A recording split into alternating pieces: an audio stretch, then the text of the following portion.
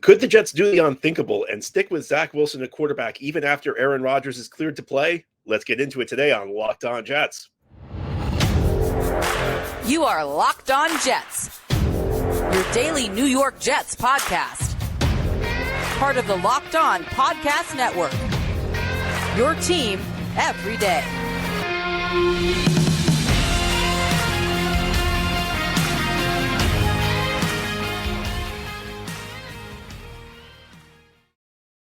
Welcome. This is the Locked On Jets podcast, part of the Locked On Podcast Network, your team every day. It's Wednesday, December 13th, 2023, and I'm your host, John B. from GangGreenNation.com. Thanking you so much for making the show your first listen or first watch every day. Subscribe to the show for free on YouTube or wherever you get your podcasts so you'll get new episodes as soon as they're posted. If you enjoy the show and are listening on a podcast source, give it a 5-star review. And if you're watching on YouTube and enjoy the show, give this episode a big thumbs up. It helps us out and helps other Jets fans find the podcast. Today's episode is brought to you by FanDuel. Make every moment more. Right now, new customers get $150 in bonus bets with any winning $5 moneyline bet. That's $150 if your team wins.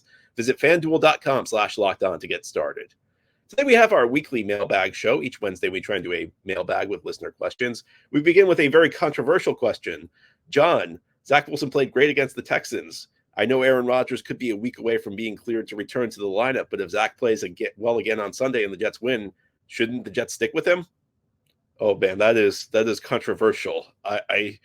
I don't think the Jets would stick with Zach Wilson. I think once Rodgers is cleared to play, if he wants to play and if the Jets feel comfortable with him playing, he goes back into the lineup. I think that what the Jets should do, though, has a lot of different layers to it. First is that Rodgers and the Jets have said that they're only sticking him on the field if the team has a chance to make the playoffs. Well, I've looked at some simulators, I've looked at some statistical sites, and even if the Jets win on Sunday, their odds of making the playoffs are 1%, or in that neighborhood. And that's because, there's only 4 weeks left in the season. You have to jump 7 teams to get to the playoffs. And that's a lot to do in just 4 weeks. And not only that, 5 of those 7 teams are 2 games ahead of them in the standings. So when you only have 4 games, and you need to jump a team by 2 games, that's a lot. When you need to jump 5 teams by 2 games, that's an awful lot. So I think, first of all, realistically, and I hate to start the show like this, but it's true and it bears repeating. Jets really, even if they win out, they're not in the playoff race. But if we go a little bit deeper than that, I think that maybe there's this perception that Aaron Rodgers is a lock to be great once he steps back onto the field. Rodgers himself has said that, he's not going to be 100% if he returns to the field this season. And I think, the idea behind him returning to the field was that the Jets maybe they were never going to say this, and Rodgers was never going to say this. The idea was that the Jets were not going to get good quarterback play unless Rodgers was on the field. So if they have a shot at making the playoffs, you put him out there because the idea is a compromise Rodgers is better than anything else the Jets can put on the field. But, I question how good he's going to be because, we don't even know how good Rodgers was going to be this year in general. And a Rodgers that's less than 100%, a Rodgers who is not going to be able to move, and Rodgers playing behind an offensive line that's really not very good. I don't know how productive he's going to be. And that leads us to the whole Zach Wilson question, the whole Zach Wilson dilemma. Because if he goes out and plays well again on Sunday, I think it's very difficult to take him out of the lineup. Don't you? I mean, how do you take a quarterback, a young man who's finally, after 3 years of struggle, playing good football? How do you pull him from the lineup at that point? I think that that's a tough thing to do. I also think that whether or not Zach's here next year, and I think there's a better chance than there was this time a week ago. A week ago, it felt like there was no chance Zach Wilson was going to be a member of the New York Jets next year. Now it feels like there is actually a possibility if he plays well down the stretch and maybe things go right. But no matter what, I think the best thing for Zach Wilson is just to get game reps because you see it. And you saw it Sunday. I've been saying it all season long, and finally the results backed it up. But it just feels like Zach Wilson is improved this year. Now, is he improved enough for what the Jets need? No. But at the same time, I think given the liabilities on the Jets offense, they'd need elite level play to be a winning team this season. And Zach Wilson has started to show, if he's not elite right now, I think Sunday he played a very good game. But he's starting to show signs that he's putting it together. And I think a lot of this goes back to just game experience. He's recognizing things at the line of scrimmage he was not recognizing a year ago. When the ball is snapped, he's deciphering things in coverage he was not deciphering a year ago. Maybe these things aren't at a great level right now, but the only way they're going to improve is if Zach Wilson gets more playing experience. So I guess like what I come down to is, do you want to put Rodgers back in there and hope he's 100, hope that he can play great while injured behind a bad offensive line when he can't move on a 1% chance of making the playoffs? Or do you want to give Zach Wilson a chance to get more reps, get more game experience? And when there's a 99% chance you're not going to make the playoffs. And if the Jets win on Sunday, I know there's a path to victory, which involves the defense just dominating and the Jets squeaking out. I don't know, like a 10-7 win and Zach Wilson not playing very well. But odds are if the Jets win on Sunday, Zach Wilson's it'll be in part because Zach Wilson's played pretty well. So do you want to pull the plug on him right as he's playing some of his best football? I would say no. I mean, I would stick with Zach. I would not put Rodgers on the field for a lot of reasons, that I've laid out here. But if Zach's playing well, that's one more reason to stick with him, and it's one more reason to not put Rodgers on the field until 2024. Like, there's no question Rodgers can be the starting quarterback next year, as long as he doesn't retire. And there's no question he's going to be above Zach Wilson on the depth chart next year. But for the Jets over the final, it'll be the final 3 weeks of the season. I question the utility of putting Rodgers back out there at this point. Next question, John, if Zach Wilson plays well enough, will it be a tough decision whether the Jets pick up his 5th-year option? Now, that's another interesting question. Now, because Zach Wilson is a first-round pick at the end of his 3rd year, the Jets will have a decision to make this offseason. And that's first-round picks get 4-year contracts, but the team gets an option for the 5th year. So the team essentially can decide we're going to keep this player around for the 5th year. The decision on the option needs to be made between the player's 3rd and 4th seasons, though. So essentially, the Jets need to decide whether to pick up a team option for Zach Wilson for 2025. It's pretty expensive. It used to be a kind of a bargain. It's not a bargain anymore. The other thing that you need to understand about the 5th-year option is the 5th-year option did not used to be guaranteed. It used to be a situation in the NFL, the first decade or so, where the 5th-year option was in play, and it came into play in the collective bargaining agreement that was reached by the players and the owners in 2011. Originally, the 5th-year option was not guaranteed. It is now guaranteed. So if just pick up Zach Wilson's 5th-year option, his contract becomes fully guaranteed for 2025. And over the cap projects that it'll be about $19 million. So would you want Zach Wilson on the books for $19 million guaranteed in 2025? I think that's just too big of a risk for the Jets to pick up.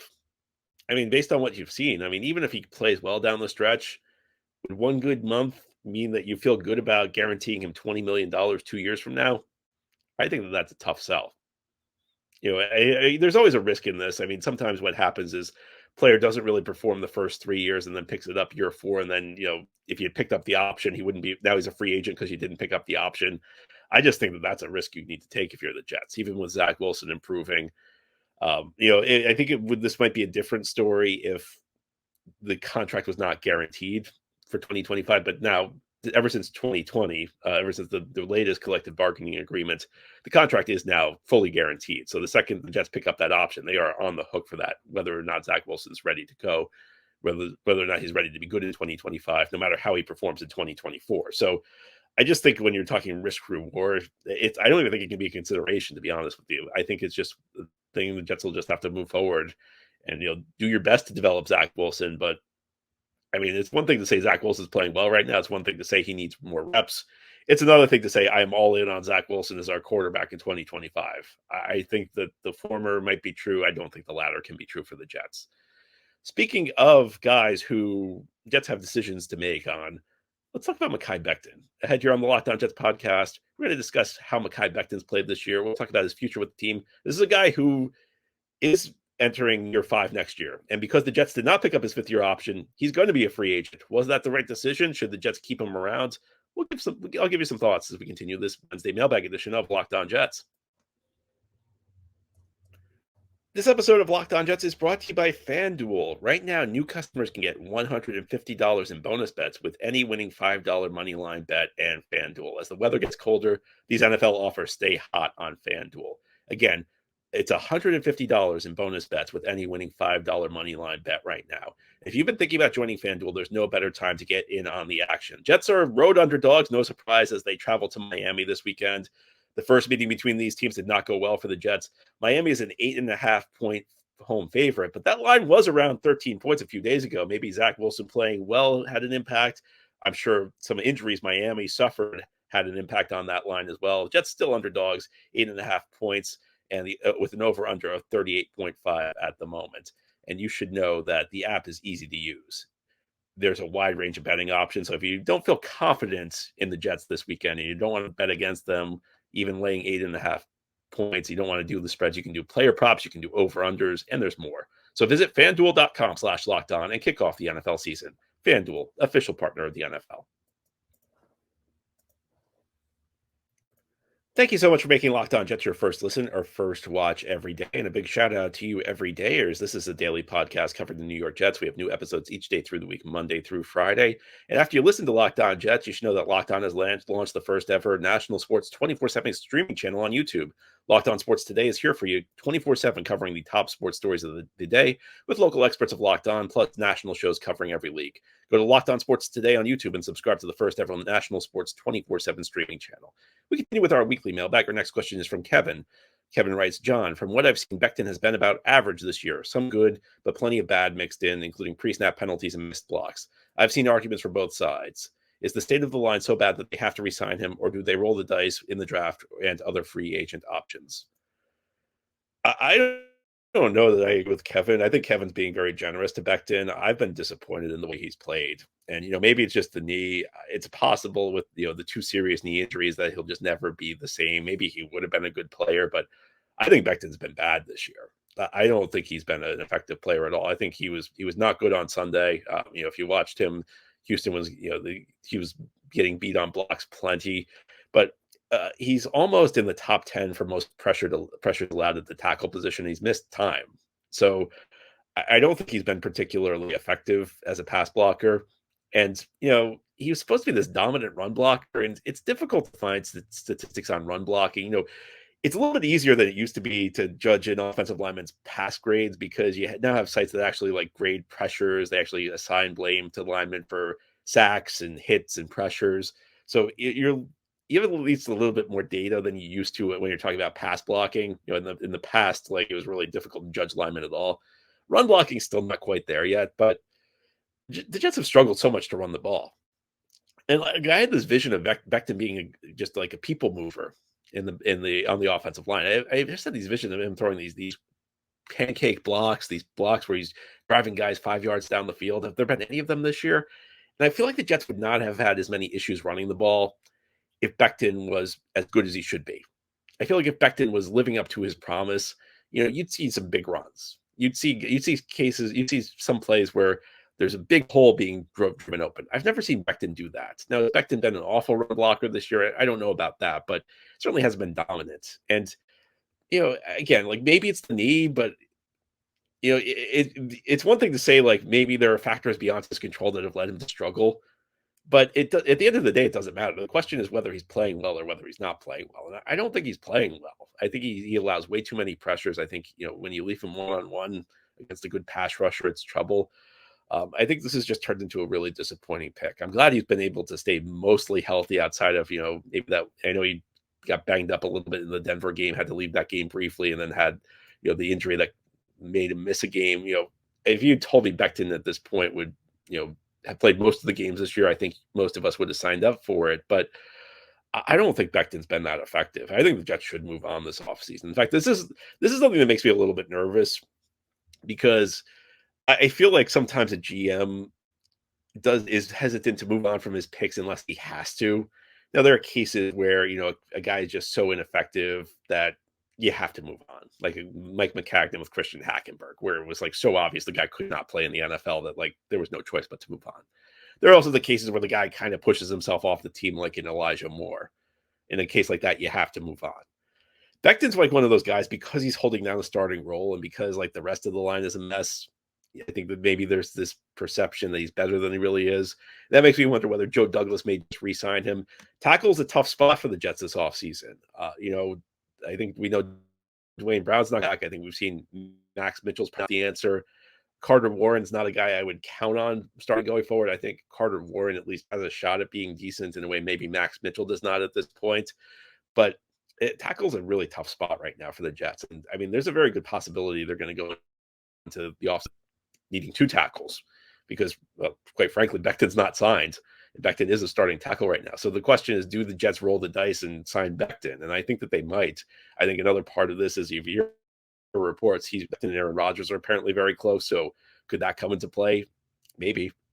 I think that the Jets should move on, though. I think that the only way I'd keep Becton is like on a really cheap deal. If I could get him for like, I don't know, like $7 million a year or less, and you know that you're probably not going to be that good at tackle, but at least you're not spending a lot of money there, so the money can go to fortify other spots on the offense. Then that's a situation where maybe I'd consider it, and that's a legitimate team building strategy in the NFL. Sometimes you just say, you know what, we're just not going to be very good here, and we'll use the money and we'll make another spot really good. And look, Becton's not a disaster. I mean, Becton's not Max Mitchell. When you throw Max Mitchell out there right now, you're going to struggle. You're going to have a guy who's going to struggle to hit any blocks. With Becton out there, that he's going to play at a certain level. I'd say maybe a below average starter level. Maybe he's an above average backup. I think in an ideal world, what you'd do is you'd bring Becton back as like your primary backup. Because I do think as a backup, he's probably a pretty high level guy. And he's got experience playing both right tackle and left tackle. So that's in a backup, that's what you want, versatility, because typically you cannot carry 5 backup offensive linemen. You need guys who can play multiple positions. So, there's only so many roster spots that go around. I don't know, though. I think Becton's probably going to get overpaid by somebody, whether it's the Jets or somebody else this offseason, because he's got that first-round pedigree, and offensive line is just such a desperate spot in the league. Everybody needs a tackle. So I think like somebody's probably going to overpay him to be a starting tackle. I think whatever team does that, the fan base will be really pumped about it at the start. They'll say, we got this guy. He's incredibly physically gifted. He was a top 11 pick just 3-4 years ago. And I think Becton will probably disappoint them. I think that the Jets should try and do better. It's easier said than done. I fully acknowledge that. It's not, building an offensive line. If it was that easy, the Jets' offensive line would not look the way it does right now. But I think you have to try and do better, because Becton, I think, is at the bottom when we're talking about starting tackles in the NFL. He's better than Max Mitchell. He's better than like a backup who struggles to hit any blocks. But I think you're even by the standards of today's offensive line struggles in the NFL, I think Mekhi Becton is having a tough time. Now, here on the Locked On Jets podcast, we'll turn our attention to the good side of the ball for the Jets. We're going to talk about the defense. And the question is, the Jets defense overrated? I say no, and I'll explain why as we continue this Wednesday edition of Locked On Jets. This episode of Locked On Jets is brought to you by PrizePicks. PrizePicks is the largest daily fantasy sports platform in North America. It's the easiest and most exciting way to play DFS. It's just you against the numbers. Instead of battling thousands of other players, including pros and sharks, you pick more or less than on 2 to 6 player stat projections and watch the winnings roll in. And with basketball season here, now you can pick combo projections at PrizePicks across football and basketball from the Specials League. This is a league created specifically for combo projections that include 2 or more players from different leagues or sports. For example, you can take LeBron James and Travis Kelce at a 10.5 combo of 3-pointers made and receptions. Not only that, PrizePicks offers a reboot policy so that your entries stay in play even if one of your players gets injured. For football and basketball games, if you have a player who exits the game in the first half and does not return for the second, that player is rebooted, and PrizePicks is the only DFS platform with this injury insurance policy. Go to prizepicks.com/LockedOnNFL and use code LockedOnNFL for a first deposit match of up to $100. Again, go to prizepicks.com/LockedOnNFL and use code LockedOnNFL. It's one word with no space, LOCKEDONNFL, for a first deposit match of up to $100 on PrizePicks. This is the Locked On Jets podcast. On this Wednesday, we're doing our weekly mailbag show. Our next question, JB, do you feel that we are being overconfident with the defense? The overall ranking is number 5, number 2 in pass defense, number 17 on third downs, and number 28 in run defense. It seems like we can be gashed up the gut and with screens to the running backs. It seems odd to overly brag about a defense that's 28th in rushing yards and mediocre on third down. That's when it counts. Is our offense or lack thereof the biggest weakness on the defense, or do you have any concerns heading into next season that should be addressed on the defense? Should all the focus be on building the offense? I think the defense is very good. I think part of the problem is that the offense is so bad that like our expectations of the defense are just sky high. I think like it's like human nature that we try and like find the middle ground on any situation, even when it doesn't exist. And this is a good example because if the Jets are losing games, you don't want to just blame the offense because maybe the defense had like one or two bad drives. So the defense, well, if they hadn't had that one or two bad drives, the Jets would have won. But it's not fair. I mean, the Jets defense is very good. The Jets defense has faced a really tough schedule this year. They've actually faced one of the toughest slates of offenses in the league so far this year. So you remember last year when the Jets faced all those backup quarterbacks and people said, well, this defense is only good because they faced a bunch of backup quarterbacks. Well, not this year. This game against Miami, that's going to be their sixth game against a top 8 offense, and I'm judging that on yards per play. So Jets defense has faced some tough opponents and has done a really good job. There's an old metric, DVOA, which kind of contextualizes things. It kind of, what it does is it judges how effective a defense is. Are you getting stops when you need to? It also adjusts for schedule. It's an old stat from the website Football Outsiders, which unfortunately no longer exists, but DVOA has continued. Another site has picked up this metric. They rate the Jets as the third best defense in the NFL, behind only Cleveland and Baltimore. I mean, you look at this defense, where's the weakness? They have a good defensive line. Quinnen Williams is having another Pro Bowl season. Got good edge rushers. You got JFM, Bryce Huff, Jermaine Johnson's having a breakout season. The linebackers have been excellent this season. One of the which we thought was the weakness has been a strength at the linebacker position with Quincy Williams' emergence, and C.J. Mosley is having his best season as a Jet. Mosley, who's first of all the first 2 years he wasn't on the field, and then was kind of up and down the next 2 years. Finally, in 2023, it looks like a Pro Bowler. Mosley's having a great season. You have the top 1-2-3 trio at corner in the league, and Sauce and DJ and Carter II. Really, the only weakness is safety. I think Tony Adams has been a disappointment. I think the Jets were really high on him, and he did not perform. He's not performed at the level you wanted to see him perform at. Whitehead, after a great first game, has not been that good this season. So safety is the spot where you could use an upgrade, but I don't think you need to use big resources on safety. First of all, it's not really a position that requires you to use big resources to get a solid player.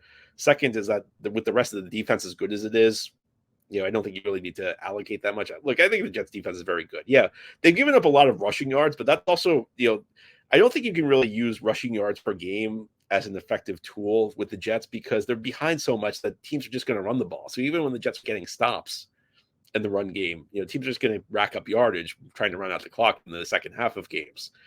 I also think that, even if the Jets aren't a great run defense, you want to be good or great against the pass in this league. That's one of the things that's driven me crazy because we've seen a lot of bad Jets teams through the years, but they've always been like good against the run, even when they can't stop. I'd rather stop the pass than the run because stopping the pass is what wins you games in this league. Look, don't get me wrong. I want to stop the run too, but if I can only stop one, I'd much rather prioritize the pass because that's where the correlation between winning and losing is in the NFL. Can you pass? Can you stop the pass? Much more than the run. So I'm very high on the Jets defense. I think the Jets defense is really good. I have no complaints about the Jets defense. I mean, yeah, like they've had some couple bad games, but I think this is a defense that's good enough to make the playoffs. It's the offense that's held the Jets back.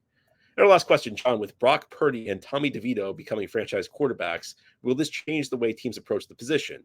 Perhaps there are other hidden gems out there who just need a chance. I would pump the brakes a little bit on Tommy DeVito, calling him a franchise quarterback. I think it's a little early for that. I think that there are issues with the way teams deal with the quarterback position in general. Like Brock Purdy's a good quarterback. Would he be that good if he was on the Jets offense where there's no offensive line and, two guys who can do anything at the skill positions? Probably not. Would he be criticized if he was on the Jets? Yeah, probably. So I think, part of it, you have to build a team around a young quarterback. It's not realistic to expect a young quarterback to go out there and move a team like Aaron Rodgers would, or Patrick Mahomes, or, name the great quarterback. When you have a Joe Burrow who can step in and do it almost immediately in year one or year two, when you have a Justin Herbert who steps in immediately and looks great, that's great. But you have to understand those guys are exceptions to the rule. And I've been thinking about this a lot. I've been thinking about it a lot with Zach. I've been thinking about it a lot with other quarterbacks. I just think the league's really flawed in the way they chew up and spit out these young quarterbacks. It's like if you can't do it immediately, you're gone. And I think in many ways, this obsession with finding the quarterback on the rookie contract has become detrimental to NFL teams. Because, yeah, it's great if you have a Burrow or a Herbert or a Trevor Lawrence who within 2 years is really good. But most of the quarterbacks who enter the NFL are not ready to perform on this level. They're not ready to, carry an offense. And some of them probably need more time on the bench. I remember when I was young, my dad always talked about how, a young quarterback his day, when my dad was, my dad always talked about like in the 70s, a young quarterback wouldn't even see the field the first couple of years. And for a time I thought, yeah, but times have changed, offensive schemes have changed. But you know what? Isn't it common sense that like a quarterback can improve if he works on his game for a couple of years? Now, there are limits to it, of course. I mean, again, Christian Hackenberg, I don't think would ever be good. You see plenty of quarterbacks, bounce around the league for years and years and never become good. But it's almost like if you can't be great right away, then teams lose interest in you. And it's got to be demoralizing for somebody like Zach Wilson to go out there, struggle. He gets criticized nonstop. He has all of the weight of the team, the weight of the franchise's failures dumped on his shoulders. And it's tough to recover from that. Wouldn't it make more sense to like have a little bit more patience with these quarterbacks? Now, the challenge is that coaches and GMs can't have patience. And this is another problem, is that these guys' jobs are always on the line. So they don't have the luxury of investing long-term in players. So they can't sit around, because if they draft a player and he sits for a couple of years, you get criticized for it. Like, well, this pick's not any good. He's not. Why? If he was any good, he'd be in the lineup. You messed up that pick. So it would take a lot of willpower for teams to take this approach. But I think the approach that needs to change is teams just need to like give these quarterbacks more time to develop. And that might mean being on the practice field. That might mean not playing. It also means the NFL's got to figure out a way to get a developmental league. Because as I mentioned, Zach Wilson needs reps more than anything. And he needs reps in low pressure situations. I don't think it's good for Zach Wilson to go out there and with the Jets right now, because when he struggles, he's like the lightning rod of criticism. It'd be better if there was a developmental league. Zach could go out there, get his reps, and like he'd be under the radar, and he wouldn't have to worry about getting crushed if he played poorly. I think that there's a lot that could change about the way NFL teams deal with quarterbacks. And I'm sure we're going to get into this, as we move closer to the offseason, because I have plenty more thoughts about this. But that's all for today. This has been the Locked On Jets podcast, part of the Locked On Podcast Network. Your team every day is our motto. As always, if you enjoy the show, hit the subscribe button where you're watching or listening to let you never miss an episode. If you enjoy the show or listening on the podcast, of course, give it a 5-star review. And if you're watching on YouTube and enjoy the show, give this episode a big thumbs up. Helps us out, helps other Jets fans find the podcast. Have a great Wednesday, everybody. We'll be back tomorrow with Kyle Krabs, Locked On Dolphins, for our weekly crossover show.